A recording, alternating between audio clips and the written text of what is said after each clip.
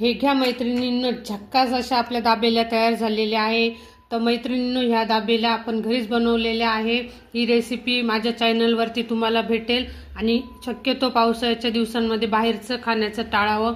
घरीच जेवढे पदार्थ बनवता येतील तेवढे पदार्थ बनवावे, मुलांना खाऊ घालावे, जेणेकरून आरोग्याच्या कुठल्याही तक्रारी तयार होणार नाही.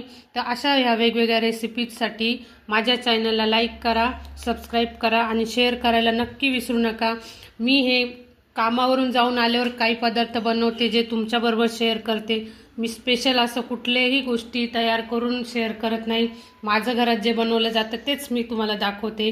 मैत्रिणींनो, नक्की लाईक करा, शेअर करा आणि सबस्क्राईब करा. थँक्यू.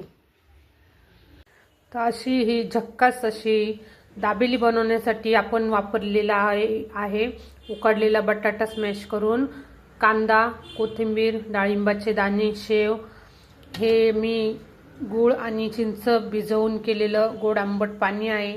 तसेच आता माझ्याकडे हे दाबेली बनवण्यासाठी मसाला नाही आहे, तर मी घरातलाच मसाला वापरून दाबेलीची भाजी तयार करून घेणार आहे. आपल्याला यासाठी पाव पण लागणार आहे मैत्रिणींनो. तर चला तयार करूया पहिले दाबेलीची भाजी. कढईमध्ये थोडंसं तेल टाकणार आहोत. जास्त तेल टाकायचं नाही आपल्याला दाबेलीसाठी. आणि त्यामध्ये जो आपण बटाटा हा उकडून सोलून घेतलेला आहे तो आपण किसून टाकणार आहोत.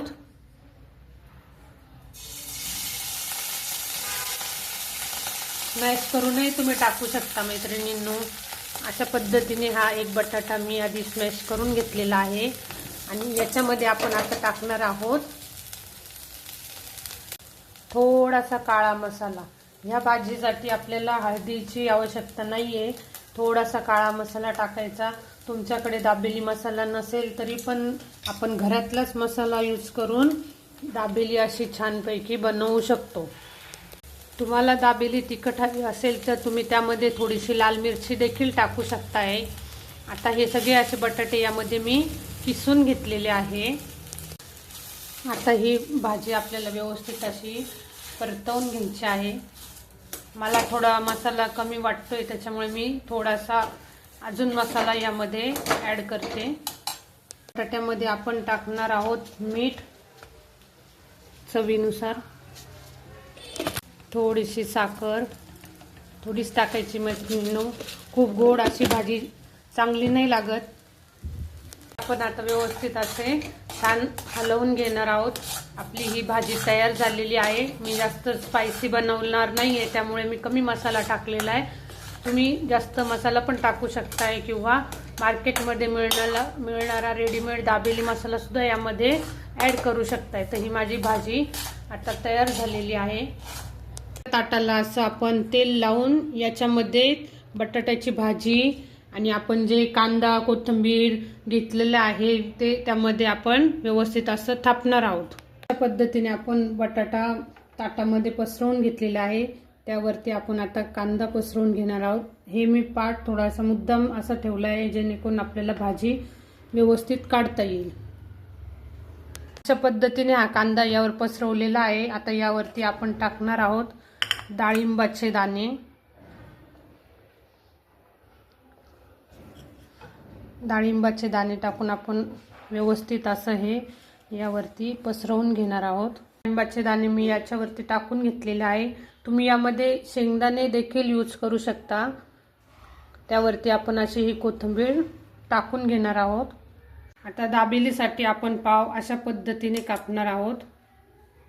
कोणी कोणी सुरीने देखील कापतं, पण आपण असे कापून घेणार आहोत जेणेकरून आपला पाव असा सुंदर असा कापला जातो.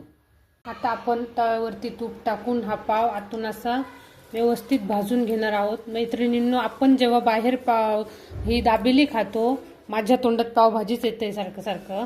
आपण जी दाबेली बाहेर खातो तेव्हा ते असा आतून पाव भाजून घेत नाही, पण आपल्याला ही घरगुती बनवायची आहे त्यामुळे आपण असा हा पाव छानपैकी आतून आधी भाजून घेणार आहोत. आपला पाव आतून भाजून झाल्यानंतर आपण यामध्ये पहिले हे जे आपण चिंचाचे पाणी बनवलेले आहे हे टाकणार आहोत. हे पाणी मी चिंच आणि गूळ यापासून बनवलेलं आहे. आपण हे भाजीचं फिलिंग जे आहे ते भरून घेणार आहोत. आपल्याला जास्त हे दाबेली बनवायची सवय नसते, त्यामुळे थोडंसं आपलं हे भरताना जे आहे ते थोडंसं आपली गडबड होत असते. पण ठीक आहे, घरासाठीच करतोय आपण. पैकी आपण भाजी यामध्ये टाकून घेतलेली आहे. आता कांदा आपण ऑलरेडी याच्यामध्ये टाकलेला आहे. तर आपण वरतून सुद्धा हे पाणी जे आहे हे टाकून घेणार आहोत. मुलांना आवडते अशी दाबेली. आता यावरती आपण शेव टाकून घेणार आहोत. तुम्हाला वाटलं तर तुम्ही यामध्ये चीज पण किसून टाकू शकता, बटर पण लावू शकताय, पण मी एवढं चीज बटर वापरणार नाहीये. अशी शेव टाकल्यानंतर आपण आता ही दाबेली पुन्हा एकदा तव्यावरती छानपैकी तुपात भाजून घेणार आहोत. तव्यावरती असे तूप टाकून आपण परत ही दाबेली, आपण पहिले मधून दाबेली ही भाजून घेतलेली होती, पाव आपला आधी. आता ही दाबेली असे आपल्याला तव्यावरती भाजून घ्यायची आहे. ही दाबेली आपण एक साईडने खालून भाजून घेतलेली, आता ही आपण वरतून देखील भाजून घेणार आहोत. आणि अशाच पद्धतीने आपण अजून दुसऱ्या पण दाबेल्या बनवून घेणार आहोत. तर मैत्रिणींनो, ही रेसिपी नक्की ट्राय करा. घरातलेच बऱ्यापैकी पदार्थ वापरून मी केलेली आहे. तर तुम्हाला कशी वाटली ही दाबेली मला नक्की कमेंट करून सांगा. माझ्या चॅनलला लाईक करा, सबस्क्राईब करा आणि शेअर करायला अजिबात विसरू नका.